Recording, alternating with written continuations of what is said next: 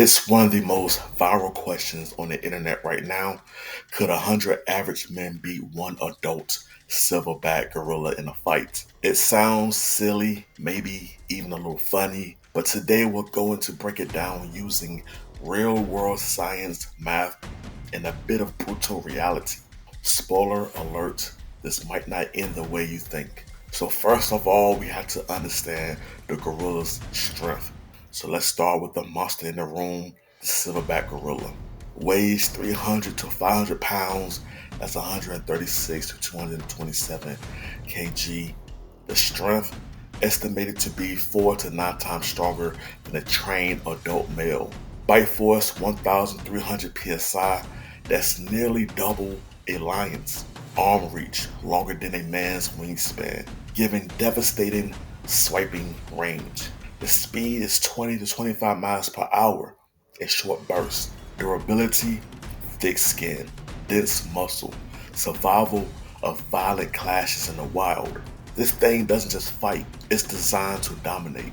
A gorilla can tear apart bamboo, bend iron bars in captivity, and climb with insane agility.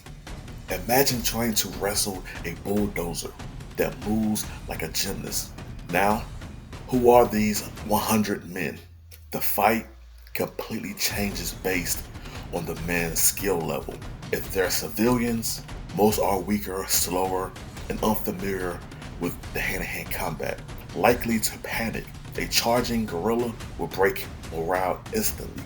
If they're trained, okay, what if these are trained fighters? Coordination improves. They can use strategy and formation to minimize casualties. But in most versions of this debate, we assume 100 average adult men. That means average weight is 180 pounds, so it's a total mass of 18,000 pounds of human.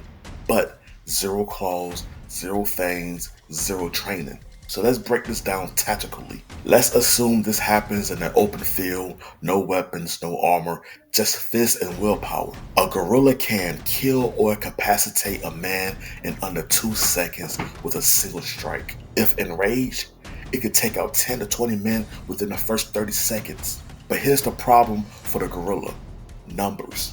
If even 50 of the 100 men coordinate a rush and pile on, their combined weight is nearly 9,000 pounds. That's enough to crush the gorilla's limbs or restrict its movement.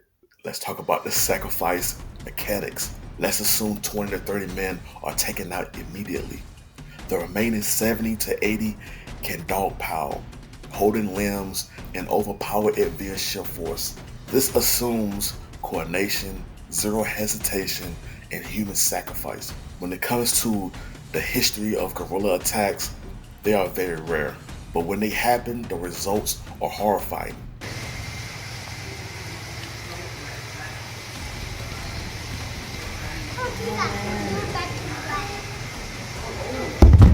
Oh man! In zoos or sanctuaries, gorillas have shattered bones, bitten off limbs, and left trained handlers in the hospital, often with a single blow. Humans are not psychologically wired to face such fear head on. Panic is almost guaranteed. So, what are some possible scenarios? Let's talk about the gorilla wins. In the forest or jungle, it uses mobility and surprise. Fear causes men to scatter. Gorilla picks them off. Too much chaos, not enough coordination, right? Let's look at the men's side. Open field, coordinated charge. First 20 men sacrifice themselves. Remaining 80 pile on, break limbs, suffocate, or immobilize. This scenario is grim, but based on math and biology, it's possible. So, could 100 men defeat a gorilla in a fight? Technically, yes, but not without serious casualties and perfect coordination. Most versions of this battle ends with dozen dead in a traumatizing mess. So really, maybe the better question is, why are we fighting gorillas, internet? If you enjoyed this breakdown, hit that like button, subscribe, tell me how you feel about this. Would you step in a ring with a gorilla if you had 99 people backing you up? Let me know in the comments. Hey, y'all stay safe.